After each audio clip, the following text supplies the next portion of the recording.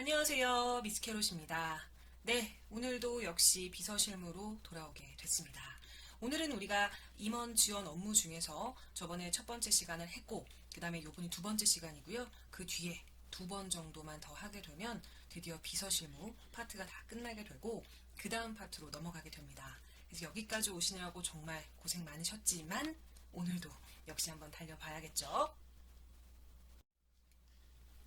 여기서는 이제 임원 신상 카드를 작성하는 것에 대해서 좀 말씀을 드릴게요. 그래서 작성 항목에 대해서 좀 말씀을 드리면 제가 펜을 좀 바꿀게요. 우선은 학력이죠. 기본적으로 우리가 일반적인 이력서랑 좀 비슷하다 이렇게 좀 보시면 좋을 것 같은데요. 거기에 들어가게 되는 거는 뭐 기본적으로 입학 일자, 그 다음에 졸업, 그 다음에 출신 학교, 전공 정도 이렇게 작성 항목에 들어가게 됩니다. 그래서 여기도 예시로 제가 가지고 왔어요. 그래서 학력상 이러면 어떤 학교, 그래서 보통은 가끔씩 보면은 내가 처음에 졸업한 학교부터 이렇게 쓰는 경우들이 있는데요. 저는 보시면 이제 반대로 쓰게 됐죠. 그래서 원래는 이렇습니다. 반대로 가장 최근의 것부터 쓰시는 것이 보통 룰입니다. 그리고 이제 회사. 그래서 상사의 4번 중요하죠. 왜냐하면 상사의 4번으로 로그인하거나 업무를 처리해야 될 일들이 좀 있습니다. 그렇기 때문에 4번 아셔야 되고요. 입사 일자, 그 다음에 뭐 4번 말씀드렸고, 부서, 직종, 직위 뭐 이런 부분들 작성하셔야 되고, 경력 같은 경우는 경력에 대한 타임라인, 그 다음에 수상 여부.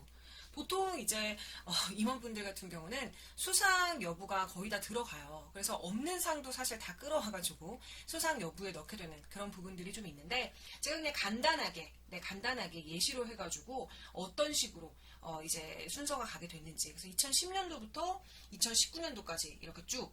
그래서 이 사람 같은 경우는 여기에 상을 받고 여기에 상을 받고 뭐 이런 식으로 가게 됐네요. 물론 사진은 접니다. 네. 각종 번호 정보예요. 주민등록 번호, 그다음에 운전면허증, 뭐 여권, 비자 만기일, 그다음에 항공사라든가 각종 마일리지 번호랑 적립 상황. 그래서 요거에 맞춰가지고 예약을 하는 경우들이 있기 때문에 이제 각종 항공사라든가 아니면 KTX 뭐 이런데 마일리지라든가 적립 이런 부분들 체크하시면 좋겠고, 그다음 가족사항. 그래서 여기도 주민등록번호가 들어가게 되는데 실제 생일을 추가 입력하시면 돼요. 그래서 이제 각종 번호 정보랑 사실 가족사항에 둘 다 주민등록번호를 넣긴 했지만 한 번만 쓰시는 거는 아시죠? 그래서 실제 생일 추가 입력은 뭐냐면 옛날 분일수록 네, 옛날 분일수록 저는 아닙니다만 네, 옛날 분일수록 실제 생일하고 주민등록번호가 좀 다른 경우가 있습니다. 네, 무슨 얘기인지 아시죠? 그래서 이 부분을 좀 체크를 하셔야 돼요. 그리고 결혼 기념일. 만약에 이제 미혼이시면 상관이 없는데 기혼이실 경우에는 결혼 기념일. 그래서 저도 실질적으로 비서를 할 때 상사의 결혼 기념일을 챙겼던 네, 그런 기억이 좀 납니다. 제가 꽃 보내고 제가 선물 보내고 네, 이렇게 했죠. 근데 물론 그러니까 행위는 제가 하지만 그 보내는 사람은 이제 대표님이 사모님한테 보낸다라고 이제 사모님께서 생각하셨겠죠? 네. 그렇지만 제가 개인적으로 선물을 하는 것이 아니고요. 대표님이 선물 주실 거를 제가 대리로 보낸다. 뭐 이렇게 생각을 하시면 되겠고요. 그 다음에 은행 거래. 그 다음에 카드. 그래서 은행거래 통장번호, 카드번호, 비밀번호, 신용번호, 신용카드번호, 각각의 만기일 다 체크하셔야 됩니다. 그래서 이거는 진짜 개인적인 거 아닌가? 이런 부분들까지 다 해야 돼요? 라고 생각하실 수 있겠지만 다 해야 됩니다. 네, 다 해야 돼요. 그래서 비서가 되게 기밀문서 많이 다룬다라고 했는데 기밀문서의 최고봉은 사실 신상카드 아닙니까? 네, 신상카드예요. 그래서 이 신상카드의 대부분의 것들을 다 비서들이 알고 있고 거의 90% 이상 알고 있어요. 거의 알고 있기 때문에 이런 부분들을 알고 있기 때문에 사실 제가 전에도 그런 얘기 한 적 있었잖아요. 이직이라는 건 원래 업계로 같이 이렇게 이직을 보통 하게 되는데 비서들 같은 경우는 그 직업윤리 말씀드리면서 했었지만 조금 경쟁 업계, 비슷한 업계로 가는 거는 윤리상 좀 맞지 않는 비서 직군에 좀 속해져 있는 윤리선이다. 이렇게 말씀을 드렸던 적이 있었어요. 왜냐? 아는 게 너무 많아. 개인적인 정보를. 그래서 뭐 여러 가지 것들 그 외에도 뭐 어떤 사람, 이 사람이 어디서 태어났는지, 그 다음에 뭐 생년월일부터 시작해서 운전면허 좀 추가 정보 쭉쭉쭉쭉. 네, 그래서 이렇게 신상카드 예시를 가지고 와봤습니다. 그리고 이제 아까 앞에 나와져 있는 그대로 신상카드 예시를 봤던 거를 기억을 하시면 되겠는데, 뭐 인터넷 사이트 아이디라든가 비밀번호라든가 공동인증서, 그쵸, 비밀번호 바뀌었죠. 공인인증서가 공동인증서로 바뀌었잖아요. 그쵸, 그거 비밀번호.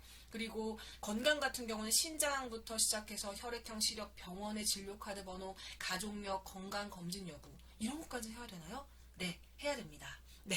그래서 저도 이제 1학기 때, 2021년도 1학기 때 우리 그 실무, 비서학개론 가르칠 때였구나. 비서학개론 가르칠 때 그 중간고사 문제를 제가 그걸 냈었어요. 본인의 그 신상을 상사의 신상 기록카드라고 생각하고 작성해 보시오. 네, 이렇게 했던 적이 있습니다. 그래서 그걸 이제 머릿속으로 다 기억이 나야지 이제 했겠죠. 그래서 자기 이력서 쓰는 거 틀이 없기 때문에 시험은 저는 보통 오픈북으로 보기는 하는데, 어쨌든 머릿속에 들어와 있어야지. 내 키를 모르고 내 체중을 모른다 이런 개념이 아니라 뭘 써야 되는지 모를 수 있잖아요. 시험 때는 당황하는 거야. 자기 정보도 못 쓰는 거지. 근데 자기 정보도 못 쓰고 정리를 못하는 사람이 어떻게 상사의 신상 기록 카드를 작성하겠어요. 그렇기 때문에 그걸 시험 문제로 냈던 기억이 나고요. 그다음 모임, 그리고 대표님들은 그렇게 모임이 많아요. 모임이 너무너무 많아도 너무 많아. 저희 대표님 같은 경우도 모임이 진짜 많았어요. 그리고 이제 정규 그 대학교, 그다음에 정규 석사, 박사 수료 과정 외에도 그냥 여러 가지 그런 거 있잖아. 뭐 최고 경영자 과정, 막 이런 것들도 되게 많고, 그다음에 저 같은 경우는 그 사장단, 저희는 계열사가 되게 많았어요. 회사에. 계열사가 되게 많았어서 저희 대표님께서 계열사 사장단의 또 그 모임을 또 주도하셨어요. 그러면 이제 대표님께서는 그 안에서 연사하시고 참석하시고 프로 참석로로 계시면 되지만, 저희 대표님이 참석하시기 위한 모든 제반 활동들은 다 누가 관리한다? 제가 관리한다. 네, 누가 관리한다? 비서가 관리한다. 그래서 그런 부분들, 모임이 많아지면 그게 힘들다라는 얘기예요. 그래서 제가 이제 비서일 때 다른 비서들하고 이제 모임에서 서로 이제 비서에 대한 얘기를 하잖아요. 이제 업무 같은 거 공유도 하고, 물론 당연히 기민한 부분들은 얘기를 하지 않습니다. 그렇지만 비서할 때 여러 가지 고충이라든가 아니면 이렇게 하면 하니까 일이 좀 빨라지더라, 뭐 이런 부분에 대한 교류를 하게 되는데, 그때 제가 저희 대표님께서 막 거의 모임이 7, 8개가 되는 거야. 근데 그것도 뭐 한 달에 모이는 것도 있고 일주일에 한 번씩 모이는 것도 있고 별게 다 있어요. 최소로 줄였을 때. 그렇단 얘기고, 그런 얘기를 막 하는데, 그 친구 같은 경우, 그 비서분 같은 경우는 대표님께서 회사 일 외에 어떤 모임도 나가지 않는데 너무 가족적이신 분이신 거야. 동창회고 뭐고 아무것도 안 나가시는 거야. 그래서 그때 되게 부러웠었던 뭐 그런 기억이 납니다. 그래서 어쨌든 이런 거 현황 보셔야 되고, 그다음에 차량 정보, 법인 차량하고 개인 차량 정보. 제가 사실 이거는 그 업무에 관련된, 업무란다. 저희가 학습에 관련된 부분 말씀드리는 거지만, 제 그 유튜브에 가시면 제가 대표님 개인 차량을 몰았다가 굉장히 C컵할 만한 그런 에피소드도 올려놨나 모르겠어요. 하여튼 한 번 되게 C컵할 만한 그 일이 한 번 있었어요. 제가 회사가 그때 여의도였었고, 저희 대표님이 어쨌든 개인 차량이 있었는데 뭐 이래저래 상황 때문에 개인 차량을 저희 대표님 댁에서 여의도까지 끌고 왔었어야 됐어요. 근데 제가 운전을 못하고 대표님 차가 또 후덜덜하게 비싸고, 그래서 제가 여의도까지 이제 성수가 아니었지, 성내동이었지, 성내동에서 여의도까지 가는데 거의 뭐 시속 40km 정도로 저 혼자 뭐 도로주행 연습한 거죠. 그렇게 이제 비상 깜빡이를 켜고 여의도까지 왔던 그런 기억이 납니다. 차가 뭐 가격이 너무 후덜덜하고 운전을 사실 제가 잘 못했기 때문에 차 얘기만 하면, 개인 차량 얘기만 하면 그때 생각이 너무 많이 나요. 그리고 이제 기타 사항, 병역 사항부터 시작해서 종교, 외국어, 교육훈련, 뭐 증명사진, 대회용, 골프 회원권, 회원번호, 뭐 여기 말씀드린 거 외에도 너무 많은 기타 사항들이 있습니다. 그래서 그런 부분들을 다 가지고 계시는 게 아주 중요합니다. 이제 그래서 그 임원의 네트워크 관리하는 게 되게 중요해요. 되게 중요하고, 요거 같은 경우는 아까 말씀드렸었던 그 임원의 개인정보를 기준으로 해서 우리가 이제 임원의 네트워크 관리도 해야 되고 이제 데이터베이스도 구축을 해야 되는 부분인데, 요거 같은 경우는 이제 신규 출제 범위에 포함이 되기 때문에 여러분들께서 조금 더 유의하셔가지고 보셔야 되는 부분입니다. 그래서 인적정보 DB를 보도록 할게요. 그래서 인적정보의 내용이라고 하는 부분 이제 살펴보도록 할 텐데, 상사한테 중요한 인물에 대한 정보를 수집하는 거예요. 그래서 제가 전에 영화 얘기도 한번 드린 적이 있었는데 그 악마는 프라다를 입는다라는 그 영화 한번 말씀드린 적이 있었죠. 그래서 사실 비서 같은 경우는 기억력이 굉장히 좋아야 돼요. 만약에 예를 들어서 기억력이 좋지 않다. 그러면 그 좋지 않은 기억력을 서포트하기 위해서 아주 수많은 것들을 활용할 수가 있어야 돼요. 잘할 수 있어야 돼. 만약에 그게 안 된다. 그러면 두뇌 개발을 조금 더 하는 수밖에 없다는 뭐 그런 부분입니다. 그래서 제가 악마는 프라다를 입는다를 왜 얘기했냐면 거기서 이제 비서랑 대표가 나오잖아요. 근데 이제 대표랑 비서가 같이 출장을 가게 됐을 때 굉장히 이제 비즈니스 상에서 이제 파티를 갔는데 그 안에서 아는 척을 하는 사람이 많지만 대표 언제 그거 다 공부하고 아는 척하고 앉아 있어요. 그러면 그거 누가 알아야 돼? 비서가. 옆에서 누가 알려줘야 돼? 비서가. 그것도 티나지 않게 웃으면서 아무렇지 않게 네 저기 뭐 S전자의 누구 상무님입니다. 이렇게 정말 발걸음 10걸음 20걸음 안에 그 사람 내 앞에 이제 다가오고 있을 때 대표 옆에 딱 붙어가지고 그 얘기를 해줘야 돼. 그럼 상사는 처음부터 마치 알고 있었다는 듯이 손을 악수하듯이 내밀면서 S 상무님 너무 반갑다고 이렇게 얘기하는 그런 장면이 나옵니다. 근데 그거 다 어떻게 할 수 있다? 중요한 인물에 대한 정보를 수집하기 때문에 알 수 있는 것입니다. 그래서 비서 같은 경우는 사실 아주 많이 그 피로도가 쌓이는 것들 중에 하나가 사람에 대한 피로도가 좀 상당히 많이 쌓이고요. 특히 이제 전화에 대한 피로도도 굉장히 많이 쌓입니다. 왜냐하면 업무를 할 때 전화라든가 사람을 알아보는 것에 대한 그 능력을 정말 말 그대로 최고치를 원하고 있기 때문에 거기에 온 신경이 다 가 있어요. 완전히 가 있다는 얘기예요. 그래서 전 지금도 병 중에서 하나가 뭐냐면 저는 한 번 본 사람은 절대 잊지 않습니다. 그 사람이 마스크를 썼건 안경을 썼건 머리가 있었는데 머리가 다 빠졌던 머리를 심었건 머리를 빨간색이었는데 노란색으로 염색을 했던 나이를 먹었던 안 먹었던 저는 거의 한 100명 중에 98% 99% 정도는 무조건 알아봅니다. 정말 주변 사람이 놀랄 정도예요. 심지어 어느 정도냐면 그 이제 버퍼링이 좀 있어요. 그 사람의 얼굴을 보면은 가끔씩 헷갈리는 것 중에 하나가 TV에 누가 나와. 그럼 내가 이 사람을 실제로 봤었던 사람이었는지 아니면 TV에서 봤었는지 그게 구분이 안 될 때가 되게 많고요. 그래서 곤란한 적이 진짜 너무 많은 거예요. 그래서 사실 이제 TV에서 누군가 보면은 저 사람 내가 실제로 봤었나? 어디서 봤지? 그러니까 어디서 봤지 빈도가 너무 많아. 왜냐면 제가 기억을 하는 거는 반쪽짜리 기억이에요. 사실 이제 비서를 할 때는 그 사람 얼굴을 보면 그 사람 어디서 봤었는지 어디 소속인지까지 머릿속에서 약간 그 영화 크레딧 올라가는 것처럼 짝짝짝짝 나왔었어요.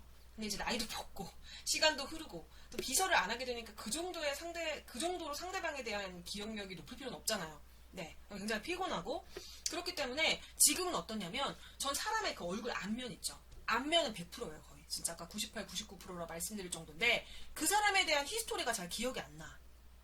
그러니까 기억이 나는 게 대부분인데 기억이 안 나는 경우도 많다는 거예요. 그러니까 실제로 봤는지 안 봤는지도 기억을 못할 정도. 근데 제가 얼굴을 보면서 아는 사람인데 라고 하면은 TV에서 스쳐 지나가듯이 봤든지 아니면 실제로 봤든지 보긴 진짜 본 사람이에요. 그래서 그런 부분들. 그래서 주변에 사람들 되게 많이 놀래요. 되게 많이 놀래고 상대방은 저를 아예 기억을 못하는데 저는 상대방을 기억하고 있는 심지어 그런 경우도 있습니다. 그래서 사실 비서들의 거의 뭐 직업병이죠. 직업병이고 저처럼 이런 사람들도 있겠지만 이게 도저히 기억이 안 나가지고 그 비서 자체를 때려치신 뭐 그런 분들도 굉장히 많이 계십니다. 그래서 정보 수집하는 걸 얘기하다 말씀드렸고요. 그리고 성명, 회사, 직위, 전화번호, 그쵸? 휴대폰, 뭐 수행비서 뭐다 보시는 거고 주소, 출생지, 생년월일, 학력, 경력, 상사와의 관계, 가족사항, 취미, 좋아하는 운동, 음식, 기사, 대외 활동 수집 가능한 모든 자료를 정리할 수 있도록 하는 겁니다. 그리고 이제 미팅한 기록도 남기죠. 근데 이 인적 정보라는 게 이거는 상사에 대한 인적 정보가 아니잖아요. 그 상대방에 대한 인적 정보예요. 근데 봐봐요. 이거 어떻게 알 거예요? 제가 지금 방금 말씀드린 거. 알 수 있는 방법이 되게 유명인 말고는 없어요. 그리고 만약에 유명인이다. 어디 대표다. 그럼 그 사람들도 비서가 있을 거란 말이에요. 근데 그 비서한테 이거 물어볼 수 있어요? 비서는 뭐다? 기밀을 유지해야 된다. 누가 내 상사에 대해서 물어보면 대답해 줄 거예요? 대답 안 해줘요. 어떻게든 알아내야 되는 거야. 그래서 비서들은 어떻게든 알아냅니다. 네, 어떻게든 알아내고요. 저도 비서를 좀 오랫동안 하다가 뭐 오랫동안이라고 해도 뭐 10년 이상 이런 건 아니지만 오랫동안 하다가 제가 헤드헌터를 잠깐 했었어요. 헤드헌터가 뭐냐면 이제 이직 뒤에서 이렇게 네, 여기 갑시다. 공식적으로 하는 게 아니라 뒤에서 이런 자리가 있는데 이런 사람을 원한다. 그러니까 비공식적인 채용인 거지. 그런 부분에 대해서 이제 제가 헤드헌터를 했었는데 저는 비서 전문 헤드헌터를 했었어요. 비서 전문. 그러다 보니까 비서를 하면서 제가 이제 기밀한 여러 가지 상황들을 정보, 서칭 능력 이런 부분들 때문에 이제 제가 헤드헌터를 했었고 아주 많은 비서들을 원래 이제 윤리적으로 좀 벗어난다고 했지만 그 안에서도 제가 그래도 윤리선을 지켰죠. 아 여기서 여기 옮기는 건 진짜 아니다. 이런 데들이 있어요. 그러니까 회사에서 요구하는 경우가 있거든요. 예를 들어서 A 회사에서 B 회사에 있는 어떤 비서를 원해. 어떤 비서를. 근데 만약에 이 회사랑 이 회사랑 뭐 산업군도 안 겹치고 그냥 직급만 겹치고 직무만 겹치는 거면 괜찮거든요. 그럼 이제 B 회사에 제가 이제 뒤에 작업을 해가지고 이래저래 해서 이렇게 옮겨주는 뭐 그런 상황을 하는데 중요한 건 A랑 B 회사가 경쟁사거나 서로 이제 이런 부분에 대해서 예민할 경우에는 저는 이런 쪽은 웬만하면 손을 안 댔습니다. 이거는 상도덕이 너무 어긋나는 부분이니까. 그쵸? 그리고 비서가 어떤 업무를 한다는 걸 제가 비서이기 때문에 너무 잘 알잖아요. 그래서 사실 전 좀 지켰는데 좀 그렇게 하지 않은 채로 어떻게 이직하는 분들도 좀 봤고 뭐 이래저래 그렇습니다. 네, 그래서 어쨌든 인적 정보의 내용은 진짜 모든 자료, 내가 수집할 수 있는 모든 자료입니다. 그리고 남이 아는 자료를 얘기하는 게 아니에요. 남이 모르는 겁니다. 네, 왜 주식에서도 왜 그런 얘기 있잖아요. 이미 찌라시 뜨면 그 정보는 죽은 거다 이렇게 얘기를 하죠. 그러니까 그 찌라시가 뜨기 전에 그 수면 밑에 있을 때 그 정보를 얘기하는 겁니다. 그리고 내부 인사 정보. 그래서 인적 정보 데이터베이스 같은 경우는 외부 인사도 이제 포함을 하는데 내부 인사도 포함하고요. 그다음에 상사 모임 앞에서도 얘기를 했었지만 업무상 또는 개인적인 인간관계 형성을 위해서 각종 모임 단체 가입하잖아요. 그래서 그때 이제 개인적인 모임에 대한 목록 정리해서 한눈에 파악할 수 있도록 하는 거 중요하겠습니다. 네, 오늘은 문제가 되게 빨리 풀 수 있는 기회가 이렇게 생기게 됐습니다. 우리 이런 날도 있어야죠, 그렇죠? 어떻게 맨날 그렇게 막 1시간씩 수업하고 이렇게 할 수는 없잖아요. 그래서 오늘은 좀 빨리 끝났고 임원 정보 관리 구역, 그 다음에 2020년 5월 10일 1급 문제입니다. 그래서 여기서 5번 문제에 해당이 되는 거 문제를 한번 풀어보도록 할게요. 비서가 상사의 대외 활동을 위해서 지원하는 업무로 가장 적절한 겁니다. 지원하는 거야. 자기가 메일에 나오는 게 아닙니다. 네, 비서는 뭐다? 뒤에 그림자다. 네, 그래서 무슨 얘기인지 아시겠죠? 1번, A 비서는 상사의 소셜미디어를 관리하는 차원에서 여기까지는 좋아. 올라오는 질문이나 댓글에 답변 달고 왜? 자기가 올라오는 질문이나 댓글에 답변을 왜 달아요? 그쵸? 주제별로 답변을 분류해서 매주 보고 드리고 있다. 주제별로 답변을 분류해서 매주 보고 드리는 건 좋아. 그쵸? 그러니까 답변이 아닌 거지. 상황에 대해서 분류해가지고 매주 보고 드리는 건 좋은데 자기가 답변을 왜 다냐고. 틀렸어요. 2번.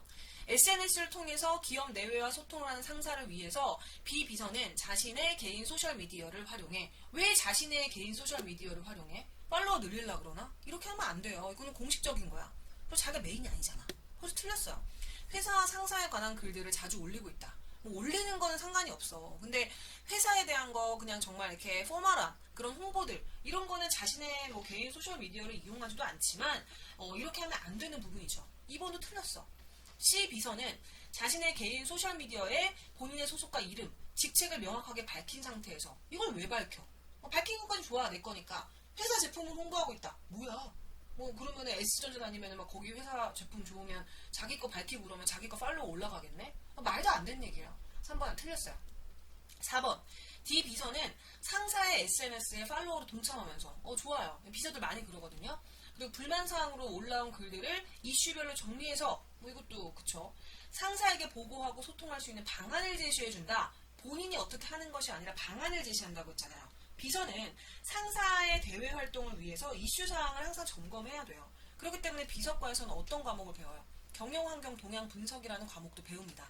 네. 그렇기 때문에 그 얘기는 뭐냐면 우리 회사와 상사에 대한 대부분의 것들을 정리하고 어쨌든 우리가 이렇게 이슈사항 같은 거를 검토를 좀 하면서 상사와 회사에게 도움이 되는 그런 부분들을 해야 되기 때문에 우리가 학습하고 그렇게 하는 거죠. 그렇기 때문에 답은 뭐다?